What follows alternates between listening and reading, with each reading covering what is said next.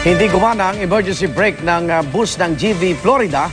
Yan po ang lumabas sa investigasyon kaya ito nahulog sa malalim na bangin sa Bontoc Mountain Province nitong Biyernes. Palyadong preno rin ang dinahilan ng driver ng bus pero sa tingin ng Florida Bus, sa mismong aksidente nasira ang preno nito at hindi bago ang disgrasya. Mula sa Mountain Province, saksi si Haji Rieta. Binalikan ng mga pulis at mga tauhan ng DPWH ang Banawe-Bontoc Highway na dinaanan ng sinawing palad na GV Florida Bus nitong Biyernes. Isang saksang nagkwento ng kakaibang takbo raw ng bus bago ang aksidente. Nung dumating dito, dahan-dahan. Tapos hindi tumigil. Pinapala yung tatlong tao. Diretso pa rin. Meron akong narinig, pero hindi ko alakalain na yun. May 100 metro ang lalim ng pinagbagsakan ng bus na ito mula doon sa Banawe-Bontoc Highway kung saan nga ito nanggaling. At akwento nga ng mga saksi, bago ito bumagsak, nagpagulong-gulong pa raw ang bus kaya naman nagkahiwa-hiwalay ang maraming parte nito, gaya nga ng bubong at ang kanyang katawan. At ang mga pasahero, tumilapon pa. Nahihirapan sila sa terrain kasi pakyat, pababa, pakyat. Yung naka-spineboard, mahihirapan yung mga taong buhat yung mga pasyente, yung mga injured. Yung buhay sa patay, halo-halo na.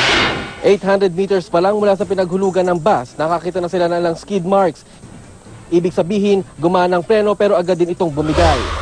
Sumabit din daw sa nakusling bakal sa gutter ang kanang gulong sa harapan ng bus. Kaya sumabog ang gulong nito bago dumaos-dos sa bangin. Patunay raw itong di kumagat ang preno ng bus bago ito tuluyang nahulog sa bangin. Batay sa paunang investigasyon, pumalya raw ang maxi o emergency brake ng bus na otomatiko nagpapahinto sa sasakyan sakaling di gumana ang main brake. Hindi matulin yung sasakyan, kaya niyang i-handle. At saka kung hindi, kagayang mga kalsada medyo talagang mapababa kaya hindi niya nakaya. Wala rin daw silang nakitang exhaust brake na nagpapabagal sa malalaking sasakyan gaya ng pampasaherong bus at truck pagpalusong ang daan. Wala po kaming nakitang exhaust brake na nakakabit.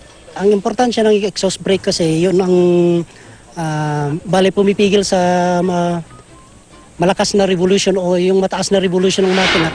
Problema rin sa preno ang idinadahilan ng driver. Nagulat ako kasi na-lost control na ako doon eh. Kasi may nahulog na yun, nagulat ako na lost control, sumabog yung gulong. Itinanggi naman ito ng kampo ng GV Florida. Posibleng nasira raw ang maxi brake nang mahulog ang bangin. Actually, hindi yung bus yung gumiwang, hindi yung defect. Yung kalsada, malalim yung lubak. Pagdating niya doon sa cemented portion na hairpin curve, doon sa kaliwa, mayroong ongoing na rip-wrapping. So yun yung iniwasan niya ngayon.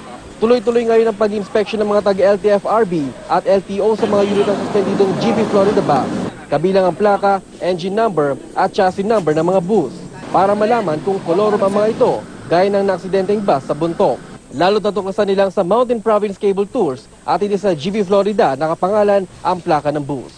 Wala rin daw authority ang GV Florida na i-operate ang naturang bus dahil nakapangalan pa raw ito sa Mountain Province Cable Tours.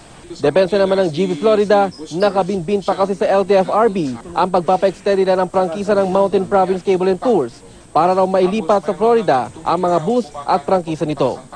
Dahil sa aksidente, ipinapanukalan ni na Senador Chis Escudero at Ifugao Representative Teddy Bagilat na taasan ang parusa sa mga pabayang bus company. Bagay na pinag-aaralan rin daw ng LTFRB at LTO. Siguro kung sinasabi ng tuloy-tuloy, marami silang alam na violation na ginagawa nila. Kaya kung patuloy nilang gagawin ay talaga hong isususpend natin at ikakansila natin. Mula sa Bontoc Mountain Province, ako si Haji Rieta, ang inyong saksi.